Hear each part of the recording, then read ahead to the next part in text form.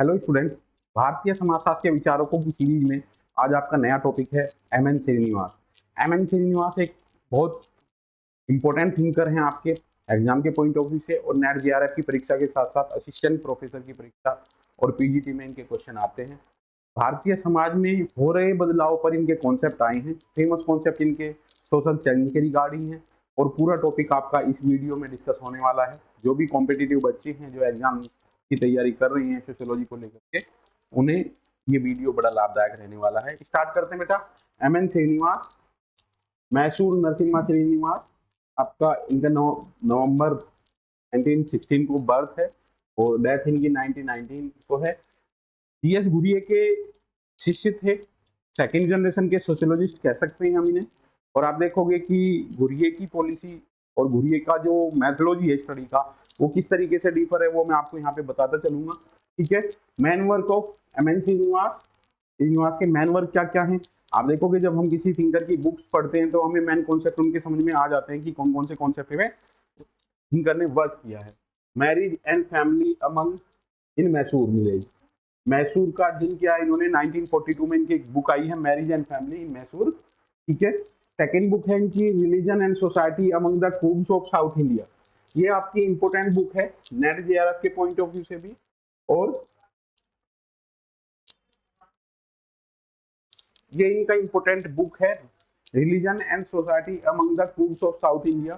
संस्कृतिकरण की प्रक्रिया का सबसे पहले जिक्र इसी बुक में किया था, और रिलीजन को लेकर के बात की है। ठीक है, कहाँ की स्टडी है, ट्राइब्स की स्टडी है इनकी। तो ये इंपोर्टेंट एक थिंकर है आपके। ठीक है, इंडियाज विलेज बुक है इनकी, एक आपका पेयर आता है 1995 की बुक है इंडियाज विलेज।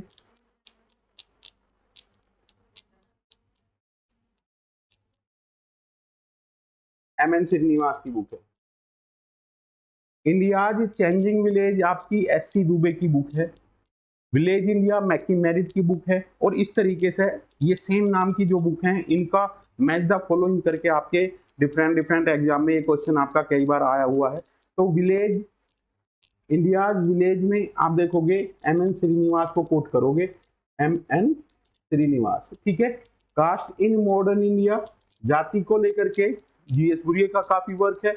मॉडर्न इंडिया में कास्ट किस तरीके से फंक्शनिंग है, ये इस बुक में है आपका 1962 में, caste in modern India and other से। Social change in modern India, सामाजिक परिवर्तन पे इनके काफी आपके कॉन्सेप्ट आएंगे। ब्राह्मणीकरण, संस्कृतिकरण और वेस्टर्नाइजेशन की भी बात करेंगे, सेकुलराइजेशन की भी बात करेंगे। तो ये सोशल चेंज कैसे हो रहा है मॉडर्न इंडिया में, इसका जिक्र आपका 1966 की बुक है इनकी इंडिया सोशल स्ट्रक्चर। 1969 की बुक है द रिमेंबर विलेज, ये आपकी 76 की बुक है। अच्छी बुक है, एक दो बार इसके क्वेश्चन आपके पूछे गए हैं। Nation building in independent India, ये आपकी 1976 की बुक है। ये कुछ वर्क है एम.एन. श्रीनिवास का, जिससे आपको कुछ कॉन्सेप्ट क्लियर हो जाएंगे। और श्रीनिवास के जो बुक्स हैं ये भी इंपॉर्टेंट है, और भारतीय समाज में हो रहे बदलाव पर इन्होंने जिक्र किया है काफी। नेक्स्ट चलते हैं बेटा, और भी बुक इनकी हैं इसी सीरीज में। Dimension of social change in India, edited book है 1976 की है, 77 की है। माई बड़ौदा डे, इनके जो बड़ौदा में डे गुजरे थे उनकी जो मेमोराइजेशन है वो इस बुक में है इनका। The dominant caste and other से, प्रभु जाति की संकल्पना इन्होंने दी है। डोमिनेंट कास्ट की फीचर पे बहुत क्वेश्चन आपके कॉम्पिटिटिव एग्जाम में पूछे जाते हैं, प्रभु जाति क्या होती है। ठीक है, और इसको लेकर के काफी डिस्कशन हम इस वीडियो के थ्रू करने जा रहे हैं। डोमिनेंट कास्ट एंड अदर से 1986 की बुक है। प्रभु जाति, जब किसी विशेष एक ज्योग्राफिकल टेरिटरी में कोई कास्ट अगर डोमिनेंट है, उस डोमिनेंट कास्ट के कैरेक्टरिस्टिक्स क्या क्या होते हैं वो इन्होंने डिस्कस किया है। तो डोमिनेंट कास्ट कॉन्सेप्ट जो दिया गया था वो एम.एन. श्रीनिवास के द्वारा दिया गया है। The cohesive role of Sanskritisation, संस्कृतिकरण की एक प्रक्रिया है, जो सोशल चेंज की एक प्रक्रिया है जो इंट्रोड्यूस की गई है एम.एन. श्रीनिवास के द्वारा। अच्छा क्वेश्चन है, इससे अच्छी प्रक्रिया है सोशल चेंज की, और इससे आपके काफी क्वेश्चन कॉम्पिटिटिव एग्जाम में बनते हैं। On living in A revolution and other से, सोशियोलॉजी इन दिल्ली, दिल्ली यूनिवर्सिटी में समाजशास्त्र विभाग की स्थापना करने में एम.एन. श्रीनिवास का काफी योगदान रहा है, कंट्रीब्यूशन इनको ही जाता है। विलेज कास्ट एंड जेंडर, इन चीजों को लेकर के village caste gender and method 1996, caste its 20th century avatar, Indian society through the personal writing 1996 की बुक है इनकी। ये कुछ इंपोर्टेंट बुक्स हैं जो एम एन श्रीनिवास के द्वारा लिखी गई हैं। अब इनके कॉन्सेप्ट आपको समझने बेटा अच्छे तरीके से। एम एन श्रीनिवास ने प्रभु जाति की संकल्पना दी है। प्रभु जाति क्या है? जो पर्टिकुलरली किसी पर्टिकुलर विलेज में एक डोमिनेंट कास्ट देखने को मिलती है, जो रैंकिंग में टॉप स्थान रखती है, जिसके पास मोड ऑफ प्रोडक्शन है, जो उस पर्टिकुलर ज्योग्राफिकल एरिया में अपना प्रभुत्व रखती है, उसी को डोमिनेंट कास्ट बोला है। आगे चल करके डोमिनेंट कास्ट की फीचर क्या क्या बताई गई है एम एन श्रीनिवास के द्वारा, उनका उल्लेख अच्छे तरीके से किया जाएगा। पश्चिमीकरण, westernisation is a process of social change in which Indian society adapt the value of western culture. आप देखोगे एक क्वेश्चन यहाँ से बनता है कि किस ड्यूरेशन में सबसे ज्यादा रैपिड चेंज हुआ, वेस्टर्नाइजेशन की प्रक्रिया किस युग में सबसे ज्यादा तेज थी? तो आप देखोगे ब्रिटिश काल में सबसे ज्यादा हमने यहाँ पे वेस्टर्नाइजेशन की प्रक्रिया को अडेप्ट किया है। कोई भी परिवर्तन है, कोई भी सामाजिक परिवर्तन, अभी जैसे आपका क्वेश्चन संस्कृतिकरण को लेकर के ही पूछा गया है, कोई भी सामाजिक परिवर्तन उस दिशा में होगा तो यहाँ पे जो आपका मर्टन का कॉन्सेप्ट है, आपका सापेक्ष वंचना, सापेक्ष वंचना को इन्वॉल्व करके क्वेश्चन आपके बनते हैं संस्कृतिकरण को लेकर के। ठीक है। आधुनिकीकरण, मॉडर्नाइजेशन, मॉडर्नाइजेशन में देखोगे आमतौर पे अगर कोई बच्चा ड्रेस कोड में चेंज करता है तो हम मॉडर्न की बात करते हैं, बट इनका यहाँ मॉडर्नाइजेशन का कॉन्सेप्ट जो रिलेटेड है वो आइडियाज में लॉजिकल थॉट को प्रायोरिटी देना है। जब हम देखोगे तार्किकता अपने विचारों में लेकर के आते हैं तो हम उस चीज को यहाँ पे मॉडर्नाइजेशन का उल्लेख किया है। ठीक है। इसके बाद है लोकीकरण और इसके बाद है फैलाव। फैलाव सेपरेट जैसी कई अवधारणाओं को विकसित कर उन पर अपने विचार प्रकट किए हैं। यही नहीं, वे भारतीय समाजशास्त्र और मानव शास्त्र में अपनी गहन क्षेत्र कार्य परंपरा फील्ड व्यू के लिए जाने जाते हैं। सहभागी अवलोकन पद्धति के जनक के रूप में भी जाने जाते हैं। यहाँ से आपका क्वेश्चन बनता है पार्टिसिपेंट ऑब्जर्वेशन को लेकर के। अब से पहले जो आपकी वीडियो आई है उनमें भी मैंने पार्टिसिपेंट ऑब्जर्वेशन को लेकर के क्वेश्चन आपको नोट कराया है। पार्टिसिपेंट ऑब्जर्वेशन, भारत के अध्ययन में या किस भारतीय ने सबसे पहले पार्टिसिपेंट ऑब्जर्वेशन को अपने अध्ययन में इंक्लूड किया है? तो एम एन श्रीनिवास का नाम यहाँ पे आता है। इसके साथ साथ मैंने आपको और क्वेश्चन भी नोट कराए थे। अगर पार्टिसिपेंट ऑब्जर्वेशन का अपने शोध अध्ययन में आता है तो बी मेलेनिविस्की आएगा, शोध अध्ययन में बी मेलेनिविस्की आएगा। आपका थिंकर ये हो चुका है, आपको प्लेलिस्ट में अगर जाओगे एमएनसी बी मेलेनिविस्की आपको मिल जाएगा। अगर पुस्तक में आते हैं, इसने अपनी पुस्तक में सबसे पहले पार्टिसिपेंट ऑब्जर्वेशन का जिक्र किया है तो आपके आते हैं WF white.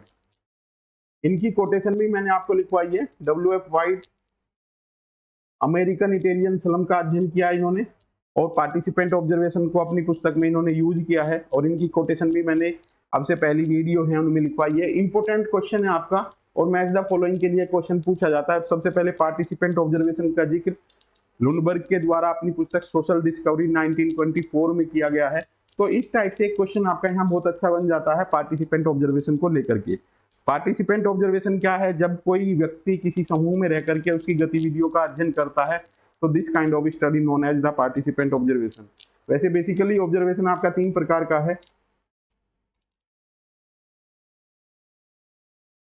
Participant observation, non participant observation और सेमी पार्टिसिपेंट ऑब्जर्वेशन। ये 3 प्रकार का ऑब्जर्वेशन आप सोसाइटी में कर सकते हैं, देख सकते हैं और इनका यूज करके जो एथनोग्राफर हैं वो किसी ट्राइबल कम्युनिटी या किसी विलेज का स्टडी करते हैं।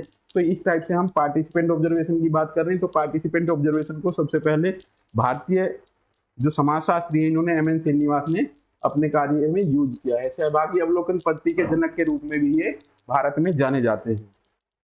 एमए के शोध प्रबंधन का विषय था इनका मैसूर में विवाह और परिवार, family and marriage in Mysore. PhD की उपाधि के लिए इन्होंने दक्षिण भारत के कुर्ग लोगों का अध्ययन किया है। कुर्ग समुदाय है एक वहां पे। ठीक है। इस अध्ययन के आधार पर इनकी पुस्तक दक्षिण भारत में कुर्ग लोगों में धर्म और समाज, religion and society among the Coorgs of South India 1952 की बहुत इंपॉर्टेंट बुक है। और ये क्वेश्चन आता है इसमें संस्कृतिकरण का जिक्र भी इन्होंने किया है। तो इंपॉर्टेंट बुक है। एमएन श्रीनिवास के पॉइंट ऑफ व्यू से ये बुक काफी बार पूछी जाती है। Religion and society among the Coorgs of South India, ये एमएन श्रीनिवास की काफी अच्छी बुकों में काउंट होती है और कई बार प्रीवियस ईयर में इसके क्वेश्चन पूछे गए हैं। नेक्स्ट चलते हैं बेटा, इस पुस्तक में उन्होंने कुरुप के समाज के जाति पदक्रम, संस्तरण, अंतर्जातीय संबंध के साथ साथ कुरुप लोगों के धार्मिक संस्कार और कर्मकांडों का विस्तृत वर्णन विश्लेषण किया है। कर्नाटक में अपने मूल निवास स्थान के लगाव और शोधगांव रामपुरा। अब यहाँ से आपका क्वेश्चन बनता है कि किस थिंकर ने किस गांव की स्टडी की है, इसको लेकर के आपके क्वेश्चन बनते हैं और जो आपके कॉम्पिटिटिव एग्जाम है उनमें एक क्वेश्चन आपका विलेज स्टडी को लेकर के और विचारकों को लेकर के आता है। तो रामपुरा की स्टडी किसके द्वारा की गई है? एमएन श्रीनिवास के द्वारा की गई है, ठीक है। और इसका वास्तविक नाम था कोडगल्ली।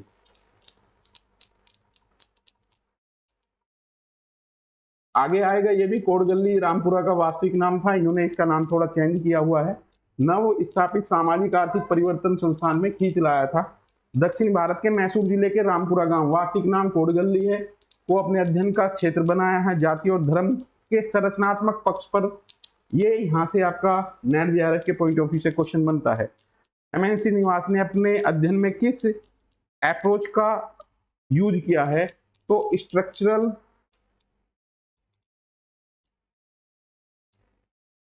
Functional approach use by MN Srinivas in his study. अब ये कहते हैं कि भारतीय गांवों का अगर हम अध्ययन करते हैं तो गांव की एक संरचना है जो जाति मिलकर के उस संरचना को क्रिएट कर रही है और इन जातियों के बीच में एक इंटर रिलेशनशिप डेवलप होती है और वो एक दूसरे की आवश्यकताओं की पूर्ति करते हैं। That is the functional part. तो structural functional approach use by the M N Srinivas, ठीक है। तो ये क्वेश्चन आपसे बहुत बार पूछा गया है। स्ट्रक्चरल फंक्शनल संरचनात्मक प्रकार्यात्मक पर प्रकाश डाला, अपितु ग्रामीण परिवेश में जाति व्यवस्था में हो रहे परिवर्तन, जाति की गत्यात्मकता को भी उजागर किया है। उन्होंने अंतर्जातीय संबंधों, यथार्थताओं और उनकी तकनीकी, उनकी गति की डायनेमिक्स को समझने के लिए संस्कृतिकरण। अब बेटा ये कॉन्सेप्ट आपका इंपोर्टेंट है, संस्कृतिकरण। भारतीय गांव की संरचना को अगर देखें तो हायरार्की है, उच्चता और निम्नता का क्रम है। इसे मेमोराइज कर लेना है आपको, बहुत इंपॉर्टेंट क्वेश्चन है। संस्कृतिकरण कौन सी प्रक्रिया है? जब ये लोअर कास्ट अपर कास्ट प्राय द्विज की दिशा में अपने रीति रिवाज, खान पान, जीवन शैली को अपनाती है। दो या तीन पीढ़ी पश्चात अपनी परिस्थिति स्टेटस उच्च होने का दावा करने लगती है, तो यह प्रक्रिया संस्कृतिकरण के रूप में जानी जाती है। अक्सर से आपको ये याद रखनी है, प्राय द्विज, जब कोई निम्न हिंदू जाति, जनजाति या अन्य समूह, ध्यान रखना एक एक वर्ड से क्वेश्चन आपका बनता है।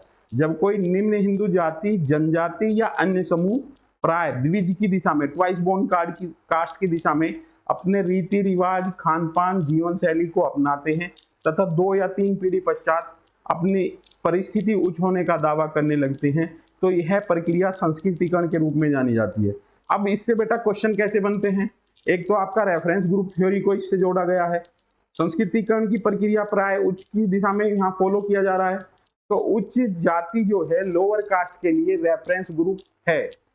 और यहाँ पे रिलेटिव डेप्राइवेशन का भी जिक्र करते हैं, सापेक्ष वंचना का भी जिक्र करते हैं। अब यहाँ से एक क्वेश्चन और डीपली आपका बनता है, संस्कृतिकरण की प्रक्रिया किस प्रकार का परिवर्तन है? संरचनात्मक परिवर्तन है या पदमूलक परिवर्तन है?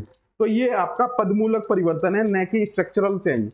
ये संरचना तो आपकी ऐसी रहेगी गांव में जाति की, जो उच्च जाति है वो उच्च ही रहेगी, हाई रहेगी, बट जो ये लोअर कास्ट है ये हायर की दिशा में थोड़ा पद इसका चेंज हो जाएगा, पदमूलक परिवर्तन है। ये क्वेश्चन कई बार पूछा गया है और जो हमारे नए बच्चे होते हैं, जो न्यू कॉम्पिटिटर होते हैं, उन्हें ये चीज समझ में नहीं आती है। तो संरचनात्मक परिवर्तन ना होकर के संस्कृतिकरण की प्रक्रिया ओनली पदमूलक प्रक्रिया है, पोजिशनल चेंज है। और जातियों के बीच में जो डिस्टेंस है वो थोड़ा कम हो गया है, किसके कारण से? कि हायर कास्ट के रीति रिवाज, खान पान और जीवन शैली को लोअर कास्ट ने अपना लिया है और जो उनके ऑक्यूपेशन थे जिसके कारण इम्प्योरिटी थी वो उन्होंने छोड़ दिए हैं और उन चीजों को फॉलो किया है जो हायर कास्ट करती हैं, ठीक है। तो संस्कृतिकरण की प्रक्रिया का जिक्र किया इन्होंने। डोमिनेंट कास्ट दी है प्रभु जाति, प्रभु जाति की अभी बताई हमने। इस संरचनात्मक प्रक्रिया में उच्च जाति ज्यादातर डोमिनेंट मानी जाती है। आगे चल करके ये कॉन्सेप्ट और अच्छे तरीके से एक्सप्लेन किए जाएंगे। इसके पास कौन कौन सी विशेषताएं हैं, ये जो प्रभु जाति की विशेषताएं MN श्रीनिवास के द्वारा दी गई हैं, जिसके पास में मोड ऑफ प्रोडक्शन के साधन हो, संख्यात्मक स्थिति अधिक हो, या वो स्ट्रेंथ में ज्यादा हो, या नौकरी, स्थानीय नौकरी और प्रशासन में उसकी जो विशेष स्थान हो। और इस चीज को लेकर के काफी थिंकरों ने बाद में क्रिटिसिज्म भी किया है और नए कॉन्सेप्ट भी दिए हैं। पश्चिमीकरण की प्रक्रिया, पश्चिमीकरण की प्रक्रिया क्या है, जिसमें कि भारतीय समाज में, रूरल इंडिया में जो लोग वेस्टर्न कल्चर को अडेप्ट कर रहे हैं, this process known as the westernisation process. पश्चिमी मूल्यों का ग्रहण करना, ये पश्चिमीकरण की प्रक्रिया है। और लौकिकरण की, सेकुलराइजेशन होना, धर्म के प्रभाव को कम करना, ये लौकिकरण की प्रक्रिया है। आप देखोगे जैसे जैसे MN श्रीनिवास का लाइफ पीरियड बीतता गया तो इनके कॉन्सेप्ट बदलते रहे। सबसे पहले इन्होंने ब्राह्मणीकरण पॉइंट ऑफ व्यू दिया और इन्होंने कहा कि सोसाइटी में जो चेंज हो रहा है, वो जो लोअर कास्ट है वो ब्राह्मणों की दिशा में अपने रीति रिवाज, खान पान और जीवन शैली को अडेप्ट कर रही है। बट इन्होंने तुरंत ही कुछ दिनों बाद ही दूसरा कॉन्सेप्ट दे दिया कि ब्राह्मणीकरण की जगह इन्होंने संस्कृतिकरण कॉन्सेप्ट को उपयुक्त माना और ये कहा कि लोअर कास्ट हायर कास्ट की दिशा में अपने रीति रिवाज, खान पान, जीवन शैली को अपना रही है। तो जो कॉन्सेप्ट आपको दिए गए हैं, ये भारतीय समाज में हो रहे परिवर्तन के अनुसार ये कॉन्सेप्ट MN श्रीनिवास के द्वारा दिए गए हैं। ठीक है, तो इसमें क्या दिया है, विकसित कर उन्होंने पत्तिशास्त्रीय उपकरण के रूप में प्रयोग किया है। ये आपके बहुत इंपॉर्टेंट कॉन्सेप्ट हैं और ये आपको समझ में आने चाहिए अगर आप MN श्रीनिवास पढ़ रहे हैं। MN श्रीनिवास से हर एक कंपटीशन में एक क्वेश्चन जरूर आपसे पूछा जाता है और थोड़ा टिपिकल क्वेश्चन पूछा जाता है। जैसे मैंने अभी आपको बताया, कई बार ये क्वेश्चन आपका रिपीट हुआ है कि जो संस्कृतिकरण की प्रक्रिया है वो रेफरेंस ग्रुप थ्योरी से रिलेटेड है। ठीक है, निम्न जातियां अपनी परिस्थिति को ऊंचा उठाने के लिए समाज की उच्च जातियों को अच्छी स्थिति प्राप्त करने, अधिक शक्ति संपन्न बनने के लिए उनका अनुकरण करती हैं। श्रीनिवास संस्कृतिकरण के संबोध को प्रयोग करते हुए कहा है कि संस्कृतिकरण एक ऐसी प्रक्रिया है जिसके द्वारा निम्न जाति, जनजाति या अन्य समूह किसी उच्च जाति, विशेषतः द्विज, ट्वाइस बोर्न कास्ट की दिशा में अपने रीति रिवाज, खान पान, कर्मकांड, विश्वास, जीवन शैली को अपना लेता है। ठीक है, तो अपनाने के बाद जो इनका क्लेम बनता है कि भाई हम भी थोड़े पोजिशनल चेंज है और हम हार की दिशा में जा रहे हैं, तो ये जो पोजिशनल चेंज है इसी को ही संस्कृतिकरण के नाम से इन्होंने कॉन्सेप्ट दिया है। संस्कृतिकरण का तात्पर्य नवीन रीति रिवाजों और आदतों को अपनाना मात्र ही नहीं है, अपितु नए विचारों और मूल्यों को अनावृत करना भी है, जिनकी धार्मिक और लौकिक दोनों प्रकार की सांस्कृतिक साहित्य के विशाल भंडार में अनेक स्थानों पर चर्चा हुई है। कर्मकांड, कर्म, पाप, धर्म, माया, संस्कृत और मोक्ष जैसी सर्वाधिक सामान्य संस्कृति के धर्मशास्त्रीय विचार इनके द्वारा एडेप्ट किए गए हैं। तो संस्कृतिकरण से क्वेश्चन आपका बनता है, एक क्वेश्चन बहुत इंपॉर्टेंट है इसमें, संस्कृतिकरण में किस प्रकार की गतिशीलता देखने को मिलती है, ये आपका इंपॉर्टेंट क्वेश्चन है। अब आप देखोगे कि ये कास्ट सिस्टम है बेटा और ये लोअर कास्ट हायर कास्ट की दिशा में अपने आप को बदल रही है, तो ये कैसी होगी, अपवर्ड मोबिलिटी, अपवर्ड मोबिलिटी। ये इस टाइप से क्वेश्चन आपसे इस कॉन्सेप्ट से कितने ही क्वेश्चन आपके संस्कृतिकरण की प्रक्रिया को लेकर के बनते हैं। नेक्स्ट चलते हैं बेटा, गतिशीलता के द्वारा व्यवस्था में केवल पदमूलक परिवर्तन ही होता है, ये इंपॉर्टेंट है बेटा। कैसा परिवर्तन है, not a structural change, only positional change. अनुकरण की यह प्रक्रिया, अनुकरण कर रहे हैं किसका, हायर कास्ट का। संस्कृतिकरण सामाजिक प्रतिस्पर्धा, सामाजिक गतिशीलता और संदर्भ समूह व्यवहार के सामान्य सिद्धांतों का एक हिस्सा है। बेटा एक एक पॉइंट जो इसमें दिया गया है वो आपको कंपटीशन के पॉइंट ऑफ व्यू से बहुत इंपॉर्टेंट है। पदमूलक परिवर्तन है, ये क्वेश्चन आपका इंपॉर्टेंट है। अनुकरण की प्रक्रिया है, ये इंपॉर्टेंट है आपका। संस्कृतिकरण सामाजिक प्रतिस्पर्धा की प्रक्रिया है। सामाजिक गतिशीलता है, किस प्रकार की है, अपवर्ड सोशल मोबिलिटी है। और संदर्भ समूह व्यवहार से प्रभावित है, ये भी आपका क्वेश्चन संस्कृतिकरण की प्रक्रिया के द्वारा क्रिएट होता है, बनता है। संस्कृतिकरण की शुरुआत समानुकरण की एक घटना के रूप में हुई, किंतु बाद में यह अवज्ञा और अनादर का मनोभाव बन गई है। श्रीनिवास ने उस जाति को प्रभु जाति कहा है। कौन सी जाति को, जिसकी एक विशेष संख्या को, न्यूमेरिकल स्ट्रेंथ को जोड़ा इन्होंने, अन्य जातियों की अपेक्षा काफी अधिक होती है और पारंपरिक पदक्रम में स्थिति काफी नीचे नहीं होती, यानी कि उच्च स्थिति होगी, higher position in caste ranking, जो आर्थिक रूप से समृद्ध हो। ये इन्होंने बेसिकली फीचर दिए थे स्टार्टिंग में। 3 चीजें बताई हैं, मोड ऑफ प्रोडक्शन कह सकते हैं इकोनॉमिक के तौर पे, हायरार्की उच्च स्थान हो जाति व्यवस्था में और संख्या बल भी ज्यादा हो। बाद में देखेंगे फीचर इनकी थोड़ी बढ़ गई है डोमिनेंट कास्ट को लेकर के। आर्थिक और राजनीतिक सत्ता के साथ साथ वह जाति क्षेत्र विशेष में संख्यात्मक दृष्टि से प्रमुखता रखती है। वास्तव में इसे शक्ति सत्ता पर अधिक जोर दिया है। प्रभु जाति की अवधारणा के साथ श्रीनिवास ने इसी तथ्य को भी उजागर किया है। जाति पदक्रम कास्ट रैंकिंग अब केवल सांस्कृतिक परिस्थिति रिचुअल स्टेटस पर ही निर्भर नहीं करता, अपितु सत्ता और संपदा पर भी इसके प्रमुख निर्धारक तत्व हैं। अब आप देखोगे सत्ता और संपदा की भी बात की गई है। लोकल क्षेत्र में जिसका नौकरशाही में या लोकल क्षेत्र में प्रशासनिक जो पद हैं उनके पास है, तो वो भी इंक्लूड यहाँ पे किया गया है। नेक्स्ट चलते हैं बेटा। प्रभु जाति के साथ 4 कारक जुड़े होते हैं। संख्यात्मक शक्ति दे दिया, संसाधनों पर नियंत्रण, जैसे यहाँ पे आप देखोगे मोड ऑफ प्रोडक्शन का जो साधन है, mode of production rural area में क्या होगा, जमीन होगी जहाँ पे भूमि पे प्रोडक्शन हो रहा है। राजनीतिक शक्ति पर अधिकार और सामाजिक राजनीतिक परिस्थिति, ये आपके डोमिनेंट कास्ट के फीचर हैं अकॉर्डिंग टू एम.एन. श्रीनिवास। पश्चिमी शिक्षा, आरक्षण की व्यवस्था, प्रशासन में निम्न जाति के लोगों का उच्च पदों पर नौकरियां तथा अन्य के कई आय के नगरीय स्रोत, इन सभी में अब किसी गांव में विशिष्ट जाति समूहों की प्रतिष्ठा और शक्ति में वृद्धि करने में महती भूमिका अदा की है।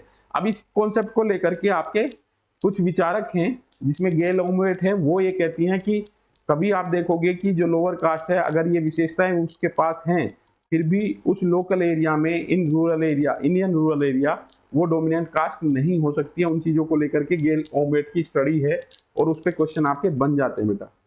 प्रभुता का निर्धारण गांव के स्तर पर ही नहीं वरन क्षेत्र आधार पर भी होता है। अब यहाँ पे आपके क्रिटिसिज्म आ जाते हैं डोमिनेंट कास्ट के।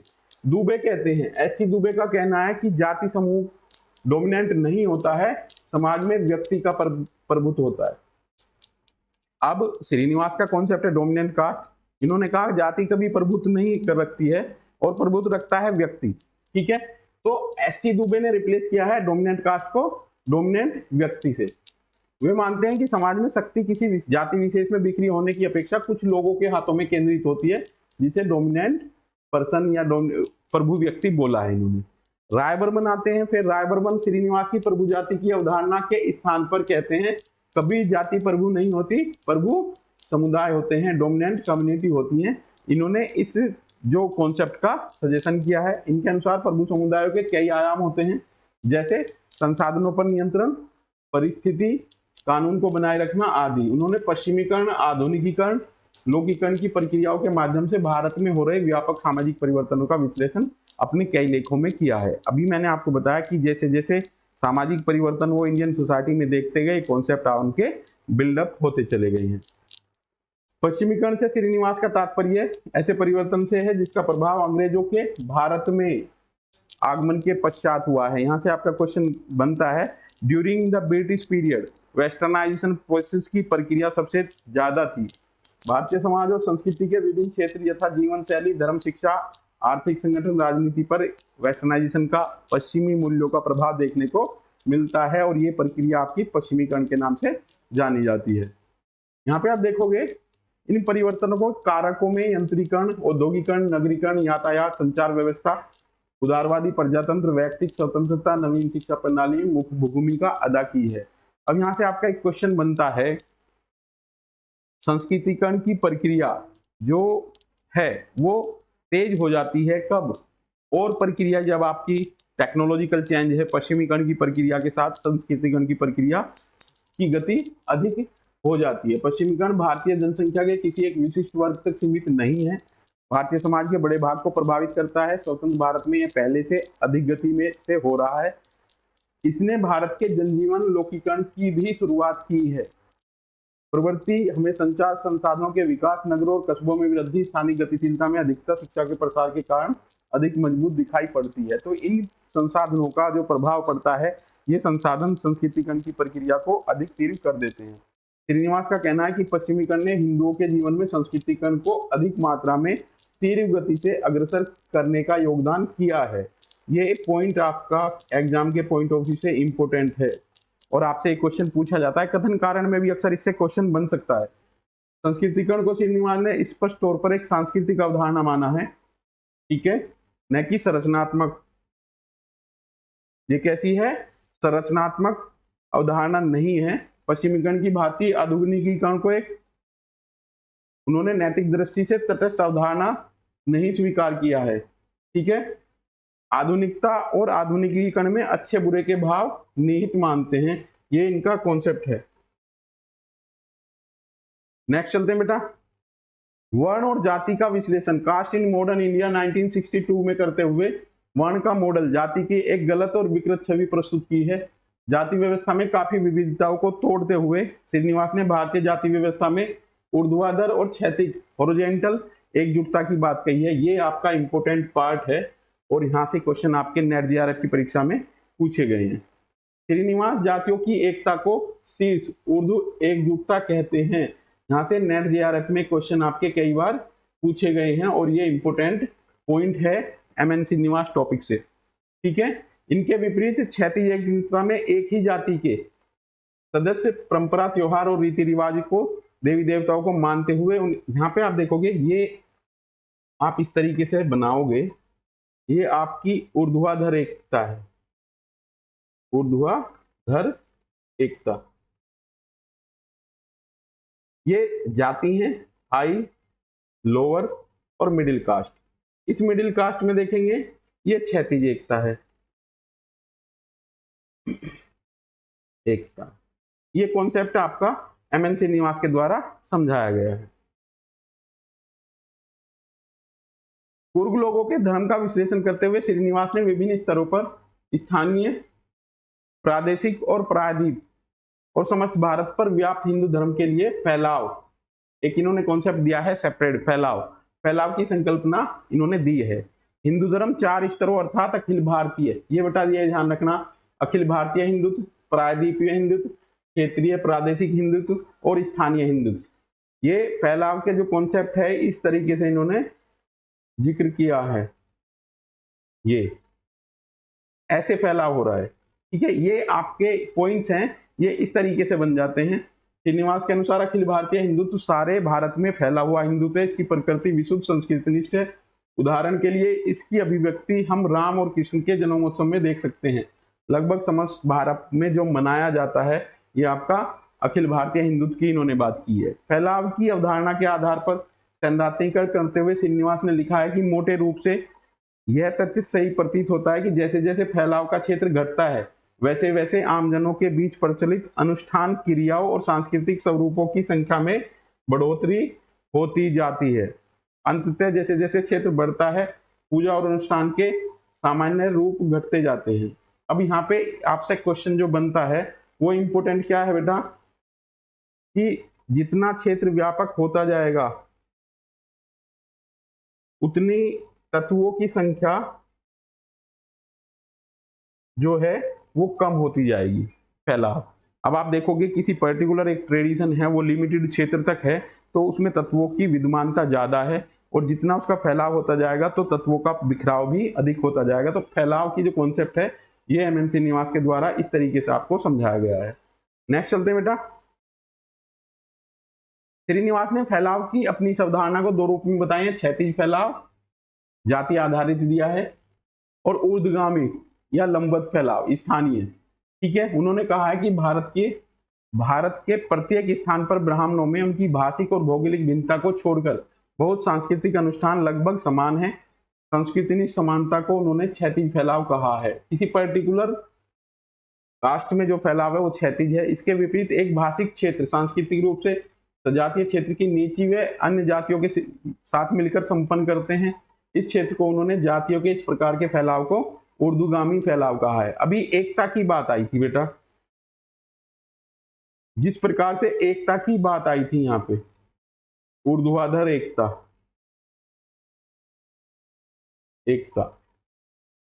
ये कैसे है, ये ऐसे हो सकती है बेटा, ठीक है। और क्षैतिज एकता पर्टिकुलर एक जाति में है। इसी तरीके से फैलाव के कॉन्सेप्ट को भी सेम पैटर्न पे इन्होंने एक्सप्लेन किया है। जाति आरक्षण के पक्ष में नहीं थे, इन्होंने संदर्भ में मंडल कमीशन की कटु आलोचना की है। मंडल कमीशन रिलेटेड है आपका ओबीसी के आरक्षण से रिलेटेड है। दूसरा ओबीसी अन्य पिछड़ा वर्ग आयोग है मंडल कमीशन, ठीक है। और मंडल कमीशन की रिकमेंडेशन के बिहाफ पर 27% आरक्षण की घोषणा की गई थी और बाद में उसे लागू किया गया है वीपी सिंह की सरकार से। और जब से ही अन्य पिछड़े वर्ग को जो जिसकी संख्या 52% है उसे 27% रिजर्वेशन की घोषणा की गई थी और लागू है ये आपका। इनकी ये आलोचना करते हैं मंडल कमीशन की कटु आलोचना, धर्म वर्ण जाति परिवार ग्राम और क्षेत्र संरचना कुछ ऐसे प्रमुख तत्व हैं जिन्होंने भारतीय समाज का मूल आधार माना जाता है, ठीक है। श्रीनिवास के ये कुछ कॉन्सेप्ट हैं आपके बेटा। बुक व्यू की बात की है इन्होंने, मूल आधार को धर्म ग्रंथ के आधार पर जिसकी हम स्टडी की जाती है उसे बुक व्यू बोला है। और भारत के विभिन्न प्रदेशों क्षेत्र शोध फील्ड वर्क द्वारा प्राप्त जानकारी को उन्होंने फील्ड व्यू कहा है। इससे पहले जो आपकी जीएस घुरिये की क्लास हुई है उसमें भी इन चीजों का जिक्र हुआ है। और एमएन श्रीनिवास के द्वारा जो इनके गुरु थे जीएस घुरिये, उन पर यह आरोप लगाया जाता है कि ज्यादा से ज्यादा उनका जो बुक व्यू उन्होंने यूज किया है only to study Mahadev Kohli और sex habit among the middle class people in Bombay, ये उनका फील्ड व्यू थे। बट इनका जो अप्रोच है वो फील्ड व्यू की तरफ ज्यादा है और इन्होंने फील्ड व्यू को प्रायोरिटी दी है। तो क्वेश्चन आपका बनता है field view book view word किसके द्वारा दिए गए हैं, तो एमएन श्रीनिवास के द्वारा, ठीक है। और ये क्या है ये आप अच्छे तरीके से समझ गए हैं। इंडोलॉजी की बात की है, भारत विद्या का उन्होंने अस्वीकारते हुए श्रीनिवास ने भारतीय समाज के अध्ययन के लिए फील्ड व्यू या फील्ड वर्क का समर्थन किया है। यहां से क्वेश्चन आपका बनता है, नेट में ये क्वेश्चन आपसे पूछा जा सकता है, ठीक है। फलस्वरूप उन्होंने भारतीय समाजशास्त्र के अनुमानात्मक स्पेक्युलेटिव विषय के स्थान पर तथ्य प्रधान विषय बदलने में महती भूमिका निभाई है। एमएन श्रीनिवास वो थिंकर थे जिन्होंने फील्ड व्यू को डोमिनेंट तरीके से सोशियोलॉजी में यूज किया है। समाजशास्त्र के स्वदेशीकरण के रास्ते पर ले जाने से श्रीनिवास फील्ड वर्क की सबसे अहम भूमिका मानते हैं। फील्ड वर्क ध्यान रखना बेटा, फील्ड वर्क इंपोर्टेंट है आपका। और ये किससे रिलेटेड है, एमएन श्रीनिवास से। कुछ फेमस कॉन्सेप्ट हैं आपके। ब्राह्मणीकरण, ये वही परिवर्तन है बेटा जब लोअर कास्ट ब्राह्मणों की दिशा में अपने रीति रिवाज खान पान जीवन शैली को अपनाती है। This process known as Brahmanisation. और ब्राह्मणाइजेशन की जगह फिर ये संस्कृतिकरण लेकर आए और फिर कुछ समय बाद इन्होंने बताया नहीं, भारतीय समाज का जो परिवर्तन हो रहा है वो पाश्चात्य की तरफ हो रहा है, वेस्टर्न वैल्यू को अडेप्ट कर रहे हैं। और उसके बाद देखोगे एक फैलाव कॉन्सेप्ट दिया है जिसका अभी जिक्र हमने ऊपर किया है। तो ये कुछ फेमस कॉन्सेप्ट है, इनसे बार बार एमएन श्रीनिवास एक बड़े थिंकर हैं। आप देखोगे कि एक शॉर्ट टाइम में इनकी वीडियो बनाना और अच्छे कॉन्सेप्ट यहाँ पे आपको एक्सप्लेन करना एक चुनौती के रूप में हो सकता है, क्योंकि इतने कम समय में इसके सभी टॉपिक कवर कराने एक चैलेंजिंग टास्क है। विषय क्या क्या है बेटा इनके, भारतीय समाज और संस्कृति, आपने बुक पढ़ी इनकी स्टार्टिंग में, इंडियन सोसाइटी कल्चर की बात की है, धर्म और समाज की बात की है, रूरल स्टडी की है, इंटर कास्ट रिलेशन की बात की है, सामाजिक परिवर्तन की बात की है। अप्रोच कौन सी यूज की गई है, स्ट्रक्चरल फंक्शनल अप्रोच यूज की गई है। और माइक्रो मैक्रो अध्ययन इन्होंने किए हैं। स्ट्रक्चरल फंक्शनल अप्रोच यूज करने के बाद भारतीय समाज का अध्ययन किया है, यहां से इनका क्वेश्चन बनता है आपका, ठीक है। पद्धति में लघु आकार के समुदाय में मानवीय खोज की बात की है, प्रकार्यात्मक एकता की बात की है, क्षेत्रीय खोज की बात की है, वर्णनात्मक अध्ययन है। अंतरराष्ट्रीय स्तर की ख्याति प्राप्त प्रोफेसर एमएन श्रीनिवास बम्बई विश्वविद्यालय के प्रोफेसर जीएस घुरिये के विद्यार्थी रहे हैं। उनके जो मैंने आपको बताया सेकंड जनरेशन के समाजशास्त्री हैं, उच्च शिक्षा प्राप्त करने के लिए लंदन चले गए थे और इन्होंने रेडक्लिफ ब्राउन और इवान प्रिचार्ड के साथ मिलकर के, अब आप देखोगे इनका संरचनात्मक प्रकार्यात्मक अप्रोच कहाँ से प्रभावित है। एक वर्ड आपका आता है एपिस्टेमोलॉजी। किसी भी विचारक को पढ़ने से पहले हम उनके ये देखते हैं कि इन्होंने किसकी बुक का अध्ययन किया है। आपका जो अप्रोच है संरचनात्मक प्रकार्यात्मक वो यहां से प्रभावित है आपका, ठीक है। नेक्स्ट चलते हैं। एमएन श्रीनिवास ने देश के लोगों को पाश्चात्य पुस्तकों और पवित्र सांस्कृतिक धर्मों ग्रंथों से नहीं अपितु प्रत्यक्ष अवलोकन क्षेत्रीय अध्ययन की बात की गई है, बार बार रिपीट किया गया है, अनुभवों से समझना चाहते थे। श्रीनिवास ने अपने अध्ययन में प्रकार्यात्मक एकता की अवधारणा से स्पष्ट किया है। श्रीनिवास द्वारा दक्षिण भारत के मैसूर स्थित पूर्व के क्षेत्र के का अध्ययन किया गया तथा इस अध्ययन में पाया कि भारत की जातियों में गतिशीलता संभव है और यह कहना है कि जाति गतिहीन है गलत है। आप देखोगे पोजिशनल चेंज जातियों में होता रहता है, स्ट्रक्चरल चेंज नहीं होगा, और जिस प्रक्रिया के द्वारा होता है वो प्रक्रिया आपकी संस्कृतिकरण के रूप में जानी जाती है। और आज भी अगर देखोगे तो ये प्रक्रियाएं आपको सोसाइटी में चेंज देखने को मिलेगा। जो रेफरेंस ग्रुप थ्योरी है आज भी उसे हम फॉलो कर रहे हैं, सोसाइटी में चेंज उसके थ्रू हो रहा है। जातीय गतिशीलता को प्रदर्शित करने के लिए सर्वप्रथम ब्राह्मणीकरण वर्ड दिया इन्होंने, इसका प्रयोग किया, लेकिन चौतरफा आलोचना के बाद संस्कृतिकरण शब्द दिया इन्होंने। ब्राह्मणीकरण के बाद संस्कृतिकरण आया। ब्राह्मणीकरण की अवधारणा सर्वप्रथम ए अयप्पन ने दिया है। इस वर्ड का यूज तो ए अयप्पन के द्वारा किया गया, बस इसका यूज जो है वो श्रीनिवास के द्वारा अपने अध्ययन में किया गया है। डेविड पोकाक द्वारा ब्राह्मणीकरण शब्द के स्थान पर क्षत्रिय संदर्भ दिया गया है। श्रीनिवास एस के श्रीवास्तव ब्राह्मणीकरण शब्द के स्थान पर क्षत्रियकरण की अवधारणा लेकर के आते हैं। ये कॉन्सेप्ट आपके मिलते हैं जुलते हैं। आप देखोगे संस्कृतिकरण की जो प्रक्रिया है सोशल चेंज की, इस सोशल चेंज की प्रक्रिया के आधार पर आगे आपका एक सुरजीत सिन्हा थिंकर हैं, उन्होंने राजपूतीकरण की अवधारणा दी है कि लोकल में जो राजपूत डोमिनेंट है, लोअर कास्ट राजपूतों की दिशा में अपने रीति रिवाज, खान पान, जीवन शैली को अपनाती है, तो ये कॉन्सेप्ट उन्होंने राजपूतीकरण दिया है। और उन्होंने ये बताया कि जिस पर्टिकुलर एरिया में जो कास्ट डोमिनेंट होगी, जो लोअर कास्ट वाले लोग हैं वो उसी की दिशा में अपने खान पान, रीति रिवाज को बदलेंगे। वेरियल एलिविन ने राष्ट्रीय पार्क की संकल्पना दी है। ये मैंने आपको कल जीएस गुरिये की जो आपकी वीडियो है उसमें अच्छे तरीके से ये बताया हुआ है। श्रीनिवास के ये फील्ड व्यू, बुक व्यू हैं, इनका डिस्कशन अभी हो चुका है। फील्ड व्यू में वो जोर देते हैं कि हमें क्षेत्र में जाकर के अध्ययन करने से बेटरमेंट मिलेगा, सोशियोलॉजी को एक नई आइडेंटिटी मिलेगी। और इन्होंने गुरिये के जो वर्क हैं उन पे ज्यादातर ये आरोप लगाया कि उन्होंने आराम से कुर्सी पर बैठ करके इंडोलॉजिकल टेक्सचुअल पर्सपेक्टिव के थ्रू अपनी स्टडी की है, और इन्होंने उस व्यू को बुक व्यू बोला है। वर्ड दिए गए हैं एमएन श्रीनिवास के द्वारा, क्वेश्चन यहीं से बनता है, बुक व्यू और फील्ड व्यू शब्द किस विचारक के द्वारा यूज किए गए हैं। एमएन श्रीनिवास सूक्ष्म अनुभविक अध्ययन के आधार पर ग्रामों में सामाजिक परिवर्तन का अध्ययन किया है। इसके लिए संस्कृतिकरण, पश्चिमीकरण और निरपेक्षीकरण की प्रक्रियाओं का प्रयोग किया है। संस्कृतिकरण की अवधारणा दी है यहाँ पे, ठीक है, ये मैंने आपको करा दी अच्छे से।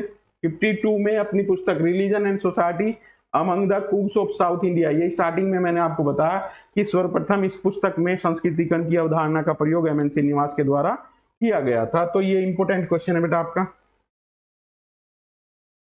श्रीनिवास ने एमएन जो संस्कृतिकरण के बारे में डिस्कस किया है वो काफी डिस्कशन आपका हो चुका है इसमें, ठीक है। इसके बाद आपका आता है संस्कृतिकरण पे काफी वर्क है और इसको लेकर के काफी क्वेश्चन आपके बनते हैं, जिन चीजों को डिस्कशन किया जा चुका है। संस्कृतिकरण की महत्वपूर्ण विशेषताएं, जातीय गतिशीलता को प्रभावित करती है। कैसी? अपवर्ड मोबिलिटी, एक दो तरफा प्रक्रिया है, श्रीनिवास इसे एक तरफा प्रक्रिया मानते हैं। अब यहाँ पे क्वेश्चन आपका डेवलप होता है, एक वर्ड आता है विसंस्कृतिकरण।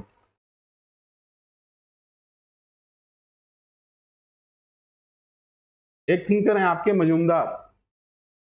मजुमदार के द्वारा कॉन्सेप्ट दिया गया विसंस्कृतिकरण। उन्होंने कहा कि भारतीय समाज में केवल एक तरफा प्रक्रिया नहीं हो रही है, जिसे संस्कृतिकरण पे जोर दिया है एमएन श्रीनिवास ने। भारतीय समाज में दूसरी प्रक्रिया भी हो रही है कि हायर कास्ट लोअर कास्ट की दिशा में अपने खान पान, रीति रिवाज और जीवन शैली को अपना रहा है।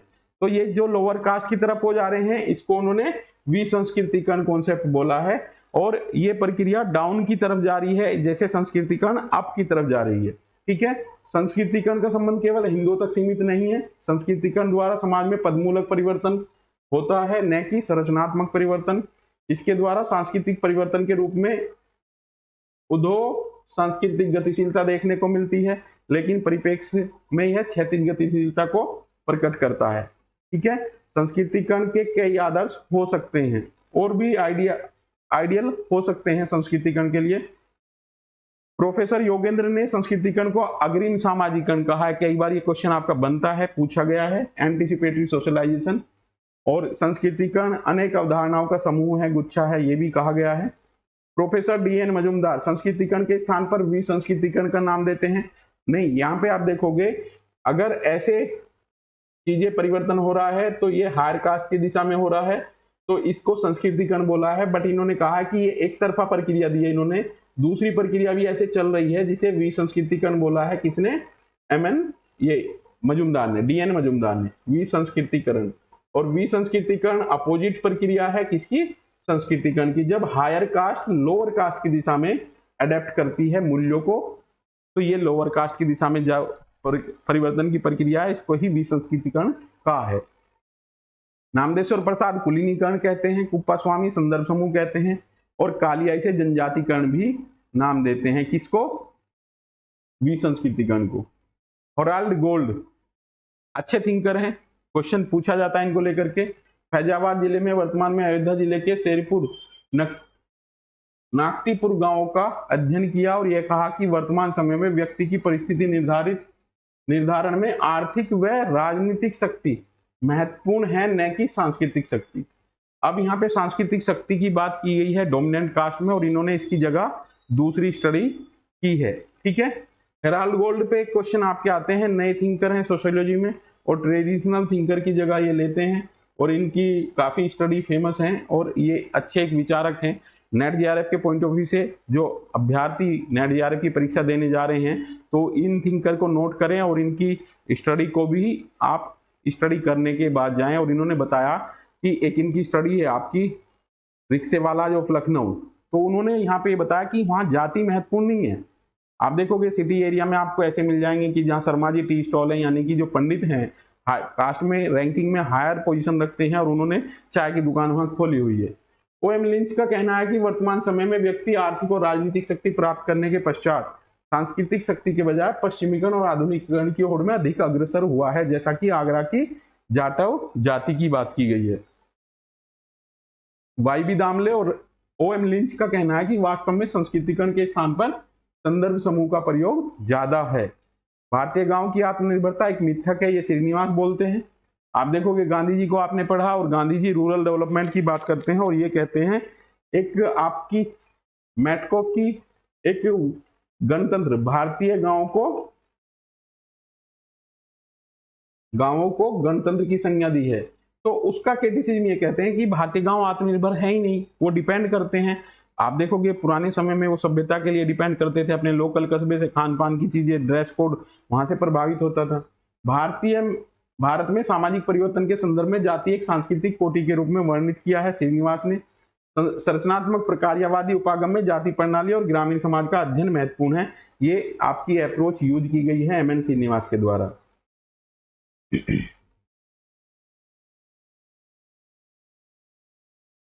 इसमें ये पॉइंट दिए गए हैं बेटा, ये स्टेटमेंट हैं आपके एमएन श्रीनिवास के।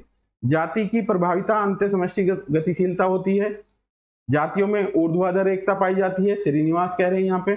भारतीय गांव की आत्मनिर्भरता मिथक है, श्रीनिवास बोल रहे हैं। परिवार के स्थायी और अस्थायी रूप का वर्णन किया है श्रीनिवास ने। जाति प्रजातंत्र में सहायक है श्रीनिवास। इसके बाद कोठारी की एक स्टडी आती है, कास्ट एंड पॉलिटिक्स अब यहाँ पे एक क्वेश्चन और आएगा, वोट बैंक की संकल्पना किसके द्वारा दी गई है? तो वोट बैंक की संकल्पना आपकी श्रीनिवास के द्वारा दी गई है। पश्चिमीकरण की प्रक्रिया में वृद्धि संस्कृतिकरण की प्रक्रिया को तीव्र कर देती है, श्रीनिवास। ये भी इंपोर्टेंट कोटेशन है, ऊपर ये डिस्कस किया ही गया है। Book view, field view, Srinivas. संरक्षणात्मक भेदभाव आधुनिक विकास में बाधक मानते हैं, ये रिजर्वेशन के अगेंस्ट बोलते हैं। ठीक है, संस्कृतिकरण की अवधारणा संदर्भ समूह और पूर्वाभ्यासी सामाजिकरण के साथ जुड़ी हुई है, ये कोटेशन आपकी इंपोर्टेंट है एमएन श्रीनिवास की। ठीक है बेटा, ये कुछ रिपीटेड पार्ट है आपका जो बार बार रिपीट हो रहा है, इंपोर्टेंट है एग्जाम के पॉइंट ऑफ व्यू से, और ये आपको रट लेना है, याद कर लेना है। ये क्वेश्चन आपके गलत नहीं होने चाहिए, बार बार क्वेश्चन पूछे जाते हैं।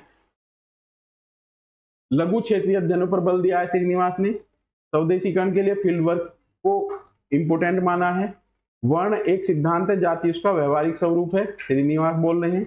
जाति को समुदाय मानते हैं। ठीक है, ब्राह्मण, क्षत्रिय, वैश्य इत्यादि जाति समिति के उदाहरण हैं। श्रीनिवास और दुबे इसको मानते हैं। कुर्ग जाति समुदाय का अध्ययन किया है। भारत के संदर्भ में संस्कृतिकरण की अवधारणा दी है, और भारत में जाति को संरचनात्मक विशेषता माना है, जबकि मैक्स वेबर ने सांस्कृतिक विशेषता माना है। तो ये इंपोर्टेंट पॉइंट है आपके एमएन श्रीनिवास को लेकर के, और एमएन श्रीनिवास इंपोर्टेंट थिंकर हैं भारतीय समाज की संरचना को समझने के लिए। जाति और वर्ण में भेद करने का श्रेय श्रीनिवास, भूरी और आंद्रे बेती को जाता है। इनमें से इससे कोई संदेह नहीं है कि संस्कृतिकरण एक बेढंगा शब्द है, श्रीनिवास बोलते हैं, अपने ही कॉन्सेप्ट को क्रिटिसाइज कर रहे हैं। भारत में पश्चिमीकरण का स्वरूप और जाति अलग अलग क्षेत्रों में जनसंख्या के विविध खंडों में अलग अलग पाई गई है, श्रीनिवास बोल रहे हैं। और जाति एक संगठित वोट बैंक बन गई है, श्रीनिवास। और इसका कंपैरिजन आप करोगे रजनी कोठारी को लेकर के, रजनी कोठारी बुक है इनकी, कास्ट एंड पॉलिटिक्स। अब यहाँ पे आपके कई कॉन्सेप्ट और डिस्कस किए जा सकते हैं, वोट बैंक को लेकर के, जाति का रोल लेकर के पॉलिटिक्स में, और किसने जाति को राजनीति का कैंसर बोला है, ये भी एक आपका टॉपिक आता है और इम्पोर्टेंट है। भारत में ग्रामीण समुदाय के सामाजिक संगठन में ऐच्छिक सदस्यता की इकाई कुल को माना है, श्रीनिवास ने। स्त्रियों की बदलती हुई स्थिति के लिए पश्चिमीकरण, लौकिकरण और जाति गतिशीलता के बढ़ते हुए प्रभाव को स्थायी उत्तरदायी माना है। आप देखोगे भारतीय समाज के अध्ययन की बात करते हैं, रूरल एरिया में जो परिवर्तन हो रहे हैं उनकी बात करते हैं। इन्होंने कहा है कि भारतीय समाज में महिलाओं की परिस्थिति बदलने में ये इनके कॉन्सेप्ट जो हैं ये सकारात्मक रोल प्ले करते हैं और इनके द्वारा महिलाओं की स्थिति में बदलाव देखने को मिलता है। ठीक है, संस्कृतिकरण की प्रक्रिया में पवित्र दृष्टिकोण को बढ़ावा दिया है और पाश्चात्यकरण की प्रक्रिया ने धर्मनिरपेक्ष दृष्टिकोण को बढ़ावा दिया है। दोनों में ये अंतर है। आप देखोगे संस्कृतिकरण में जो लोअर कास्ट है हायर की दिशा में जा रही है और वो अपने रीति रिवाज उनकी दिशा में, जैसे आप देखोगे रिलीजियस एक्ट परफॉर्म करना, और रिलीजियस एक्ट परफॉर्म करने के बाद जो लोअर कास्ट है वो कलावा धारण कर रही है, तो कहीं ना कहीं पवित्रीकरण की तरफ वो जा रही है। बट वेस्टर्नाइजेशन में आप देखोगे निरपेक्ष प्रक्रिया को बढ़ावा मिलता है, वो किसी के सापेक्ष नहीं है। यहाँ पे गांव को भारतीय समाज और सभ्यता के सूक्ष्म प्रतिबिंब मानते हैं, श्रीनिवास। इंपोर्टेंट बुक के साथ साथ इनके टॉपिक बहुत इंपोर्टेंट हैं, काम काफी किया है इन्होंने भारतीय सामाजिक संरचना को समझने में, कॉन्सेप्ट काफी दिए गए हैं इनके, और जो इनकी मैथोलॉजी है और टॉपिक जो इन्होंने दिए हैं वो आपके बहुत इंपॉर्टेंट है। ड्यूमा और पोकाक इनके पूर्व अध्ययन के भारतीय समाजशास्त्र में श्रेष्ठ रचना मानते हैं। भारतीय परंपराएं वस्तुतः हिंदू परंपराएं हैं और हिंदू परंपराएं जाति व्यवस्था में निहित हैं, श्रीनिवास। भारतीय परंपराएं जाति, धर्म और गांव में हैं, जाति, धर्म और गांव। विशेष तौर पे श्रीनिवास ने भारतीय गांव का अध्ययन किया है और भारतीय गांव में हो रहे परिवर्तनों का अध्ययन किया है। आप देखोगे आजादी के बाद जस्ट जो चीजें आई, जो ग्रामीण सामाजिक परिवर्तन देखे गए, उन परिवर्तन की प्रक्रियाओं का उल्लेख श्रीनिवास के द्वारा यहाँ किया गया है।